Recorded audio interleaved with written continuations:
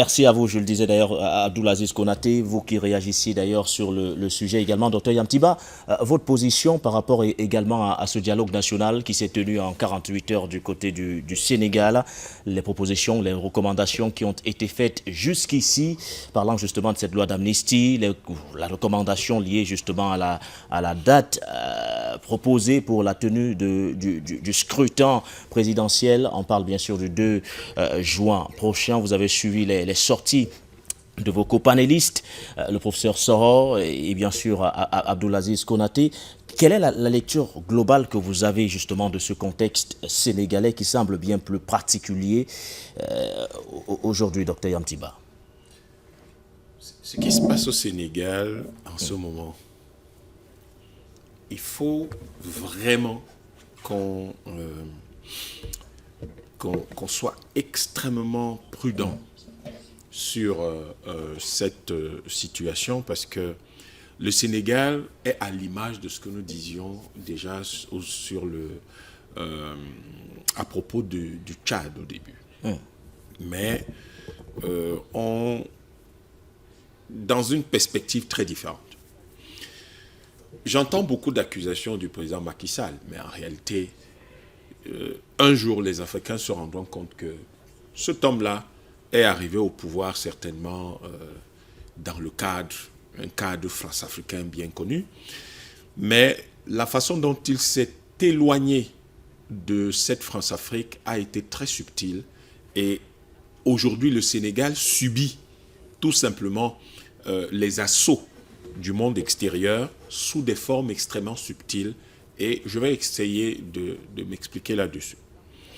Il faut savoir que ce qui s'est passé l'année dernière, lorsque vous entendez M. Benda Diao vous dire que les gens comme lui et le peuple sénégalais, dans sa grande majorité, et je crois qu'il est dans les rues de Dakar ou de je ne sais pas de quelle ville du Sénégal, il entend les gens, parce que ce qui s'est passé l'année dernière, c'était une révolution de couleur.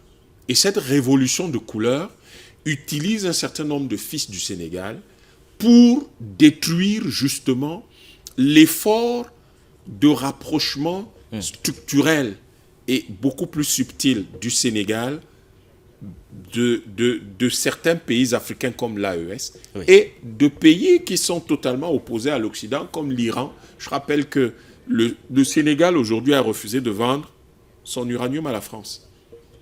Beaucoup de gens ne le savent pas.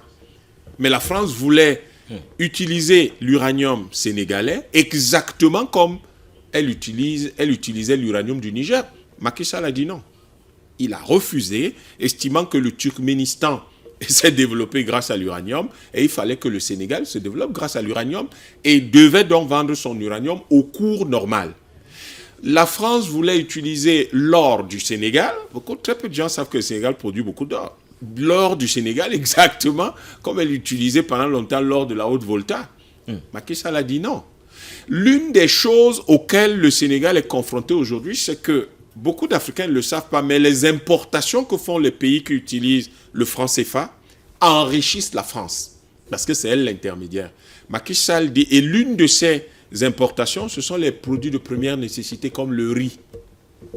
Quand il est arrivé, le Sénégal produisait 600 000 tonnes de riz et devait importer au moins 1 million de tonnes. Il a mis fin à ça parce qu'aujourd'hui, le Sénégal produit plus de 2 millions de tonnes de riz. C'est un gros manque à gagner. Pendant que les gens bavardent, racontent des choses sur l'AES, sur les pays de la CEDEAO qui veulent faire telle chose, Macky Sall ne dit rien. Parfois, il donne l'impression d'approuver. On va aller faire la guerre au Niger, il ne dit rien. Donc on dit, ok, il est là. Son ministre des Affaires étrangères dit ce qu'elle a dit, Macky Sall ne dit rien. On dit, il y a les sanctions de la CEDEAO, il ne dit rien. Parce que un tiers du port de Dakar permet au Mali d'importer et d'exporter ses produits. Et pour faciliter l'évacuation de ces produits, pendant ce temps, cette partie du port de Dakar n'a jamais été fermée. Pendant que, pour faciliter l'exportation de ces produits, ils réhabilitent quand même 1287 km de voies ferrées qui vont dans la voie Dakar-Bamako. Mais c'est des choses dont personne ne va parler. Personne n'est au courant, les gens ne parlent pas de ça. Même les journaux sénégalais ont du mal à parler de ça. Alors que c'est des choses qui existent, qu'on peut trouver. Et dont il le fait. Si vous réhabilitez 1287 km de voies ferrées, ce n'est certainement pas pour que ce soit les cabris et les singes qui cambadent dessus. Les étudiants maliens du nord, là, de Kidal, que les Français avaient chassés, ils sont où pour la plupart, à votre avis? Ils sont pour la plupart au Sénégal, en train de faire leurs études tranquillement. Donc, pendant que la Côte d'Ivoire peut gesticuler, le Nigeria ne sait pas trop ce qu'il fait, il va à gauche, il va à droite, le Sénégal essaie de faire un certain nombre de choses, tenant compte également du fait que, économiquement, il dépend beaucoup des pays de l'AES. Mais le Sénégal n'est pas dirigé par des fous. Ils dépendent de l'AES. Et donc, et en même temps, la continuité anthropologique est une composante extrêmement importante de sa gouvernance depuis qu'il est arrivé au pouvoir. Maintenant, je pense que ce qui a été réalisé au Sénégal sur le plan infrastructurel et économique, je ne vais pas revenir dessus parce que c'est connu, ça se voit. On est allé là, Diamniadio, c'est une nouvelle ville construite entièrement au cours des 10 dernières années. Et on a vu la qualité des infrastructures. Bon, sur le plan, on dit oui, mais il faut laisser, j'entends l'aîné sort dire oui, il faut laisser le processus électoral, j'entends le frère Konaté dire oui, mais il y a quand même des... Non. Il y a la Constitution. Non. Oui, mais dans le même temps, vous ne vous rendez pas compte de la manière dont l'Afrique est attaquée. Et c'est ça que beaucoup d'Africains ne voient pas. C'est-à-dire que nous sommes là à parler des institutions, nous ne voyons pas que la France a infiltré le processus électoral. Vous avez vu comment les Américains ont réagi en soupçonnant seulement que les Russes avaient infiltré leur processus électoral. Ils ont seulement soupçonné, ils n'ont aucune preuve. Mais la France a infiltré un processus électoral où vous avez une personne qui a été arrêtée. Vous avez un type qui s'amène, qui dit oui, mais oui, quelques jours avant, j'ai abandonné ma nationalité française. Et vous croyez vraiment que Macky Sall veut le repêcher? Ce type-là, qui a fait partie du Sénégal.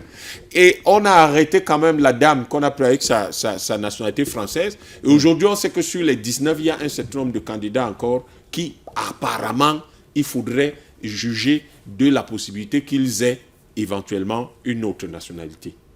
Vous croyez que c'est par hasard qu'on fait ça? Mais les gens infiltrent votre processus électoral pour placer leurs pions. Ils n'ont pas réussi. Leurs révolutions de couleur n'ont pas réussi. Et ces révolutions de couleur, aujourd'hui, c'est établi. Demandez à n'importe quel Sénégalais, il va vous dire qu'au début, ils ne savaient pas que c'était ça. Mais là, maintenant, ils le savent. On a arrêté les gens qui ont été instrumentalisés au Sénégal, ils sont en prison. Évidemment, on va dire, oui, il y a une loi d'amnistie. Mais ce que vous ne savez pas, c'est que l'année dernière, il y a une loi qui est passée au Sénégal.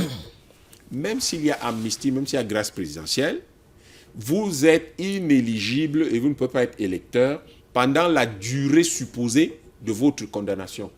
Donc, vous pensez vraiment que les gens comme ça sont en train, quelqu'un comme Macky Sall est en train de détruire lui-même son héritage?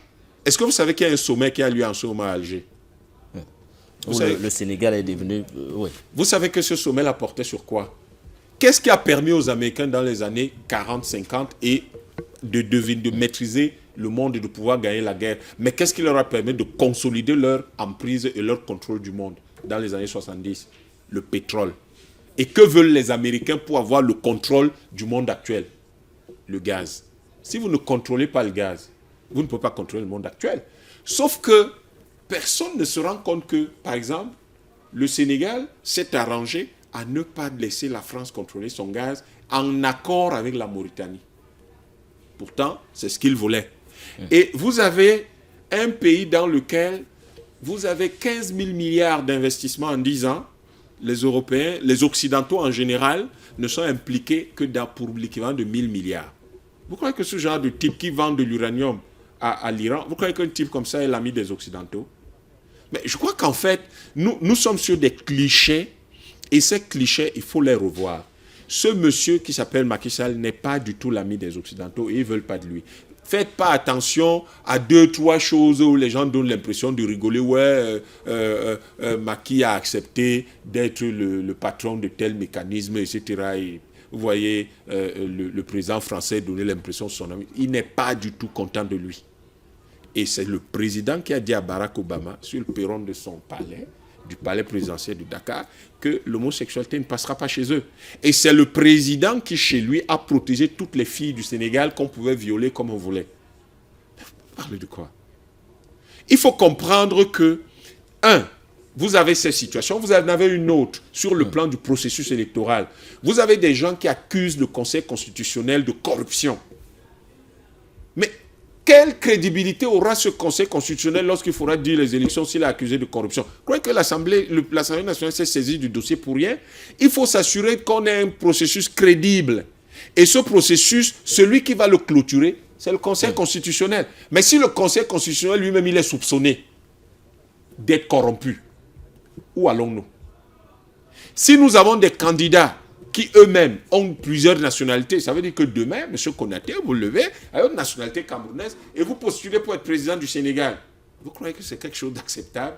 Mais derrière l'enjeu, c'est quoi? Mais derrière l'enjeu, c'est de replacer un Français à la tête du Sénégal.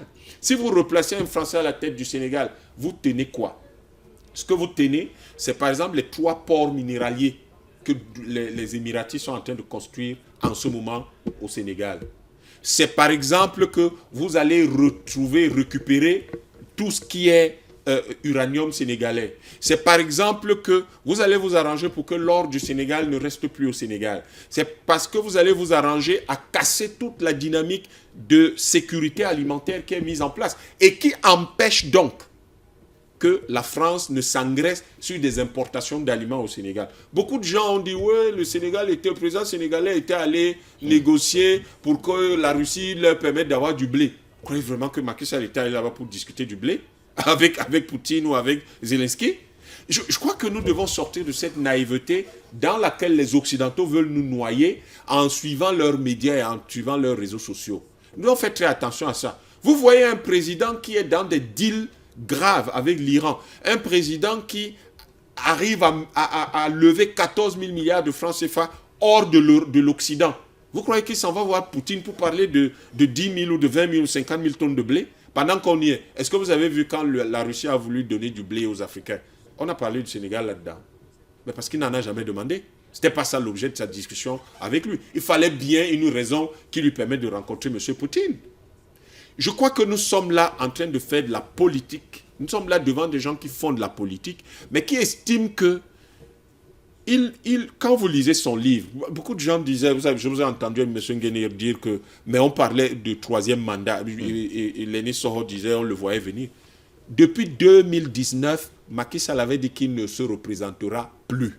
Et il a écrit dans son livre, Le Sénégal au cœur, et il a dit, il a demandé pour que nul ne l'ignore. Il a écrit 2 fois au Conseil constitutionnel pour leur demander est-ce qu'il pouvait se représenter, parce que lui n'a pas envie de revenir, mais il faut que les choses soient claires. Il faut que ce soit clairement établi pour l'histoire que c'est lui-même qui a refusé de se représenter et le Conseil constitutionnel les 2 fois lui a répondu. Vous pouvez trouver les lettres sur le site internet du Conseil constitutionnel. Non, il n'a rien organisé. Ça veut dire que vous ne prenez pas au sérieux l'idée que les gens puissent infiltrer le processus électoral d'un pays. Pas y échapper, même en prolongeant les élections. Mais ce n'est pas lui. Dans tous les cas, M. Macky Sall n'a jamais... Attention, il n'a jamais reporté un scrutin. Il a simplement dit, compte tenu de... Et tout ce qu'il a, à mon avis, tout ce quoi il s'est fondé, il me semble que historiquement c'est établi. On a un conseil constitutionnel qui est sous le coup d'une accusation de corruption. Il va le remplacer. Remplacer quoi? Le conseil, là. Mais attention, sur le plan juridique, il y a autre chose. D'accord, M. Nguéné, on va le laisser aller au bout de sa pensée, parce que je voudrais qu'on laisse le docteur Yamtiba aller au bout de sa pensée, professeur Soro. Non, vous allez revenir peut-être après, professeur Soro. Oui, non, vous allez revenir, on garde ça. C'est moi qui garde le temps de parole. Si vous le permettez, je vous demanderai de... Non, je vous permets d'aller au bout, docteur Yamtiba. Allez-y, il va finir. Donc, je dis ceci.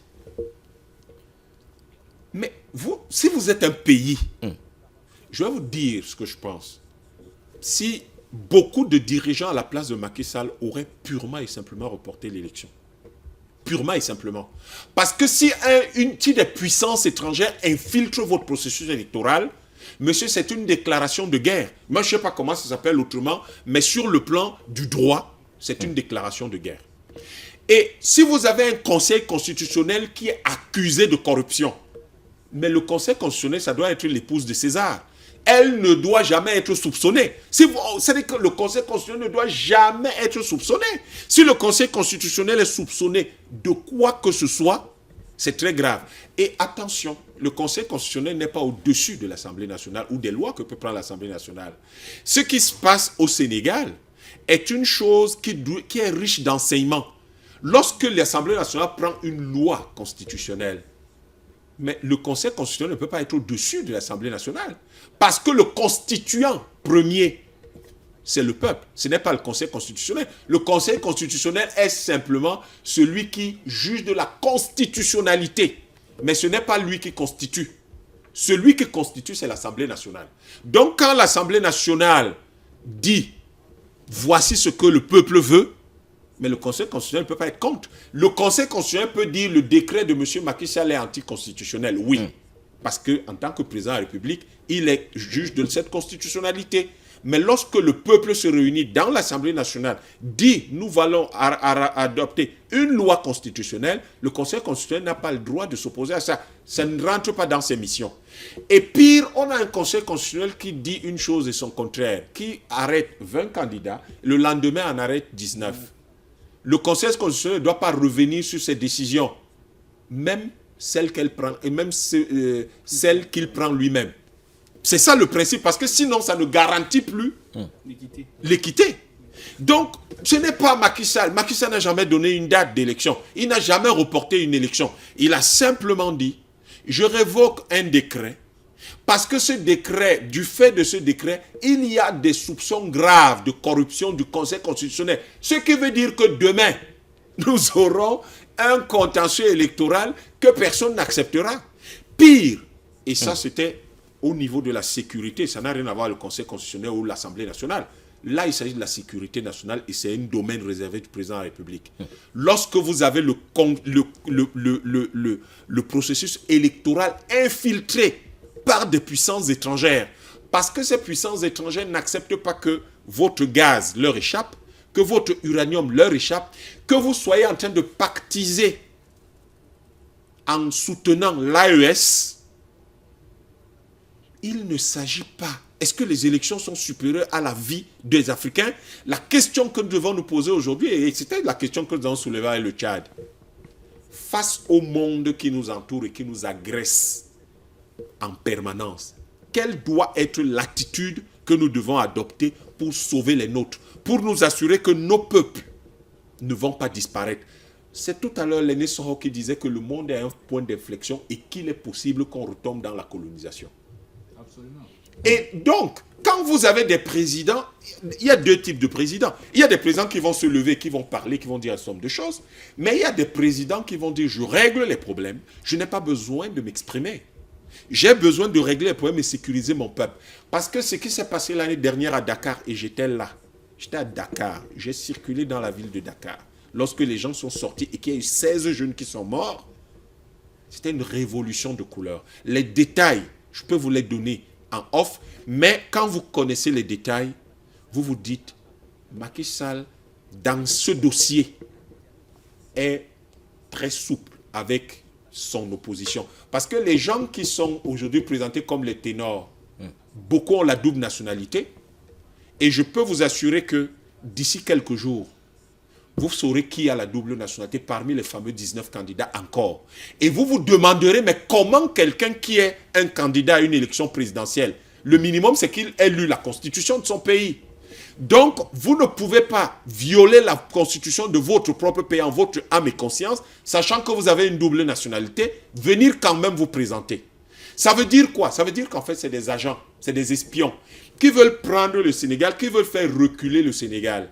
Macky Sall l'a dit, le 2, il part. Ça veut dire que ce n'est pas lui le problème. Non, il a dit... Non, pourquoi? C'est lui le problème. Il a dit le 2. Le 2... Nous allons sortir du sujet, messieurs. Nous allons sortir du sujet. Si vous devons avancer. Si vous constatez... Nous sommes pris par le temps. Le président... D'accord, je vais juste une phrase... Non, je voudrais que vous terminiez pour qu'on avance rapidement. On me fait signer à la réalisation pour qu'on avance, on progresse rapidement. Si un président de la République qui doit partir le 2 avril, à midi, constate le 2 avril à 11h que son pays est attaqué, il fait quoi?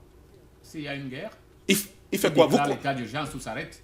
vous pensez que... Macky Sall n'avait qu'à déclarer l'état d'urgence. Si tant qu'il est vrai... Pour le moment, il estime que le constituant suprême... Non, regardez la démarche. Allez sortir. Le constituant suprême pouvait, il a pensé... Et je crois que c'est ça la démocratie, c'est ça être un démocrate. Il a pensé que le constituant suprême pouvait régler le problème. Et le constituant suprême, c'est le peuple à travers ses représentants qui sont à l'Assemblée nationale. Mais il n'est pas exclu justement, puisque vous le suggérez, il n'est pas exclu que cet état d'urgence soit décrété à un moment ou à un autre. Parce que lorsque le processus électoral est infiltré par une puissance étrangère, il vaut mieux que vous fassiez très attention, tenant compte du fait qu'on est à un point d'inflexion où la colonisation pourrait revenir. Merci.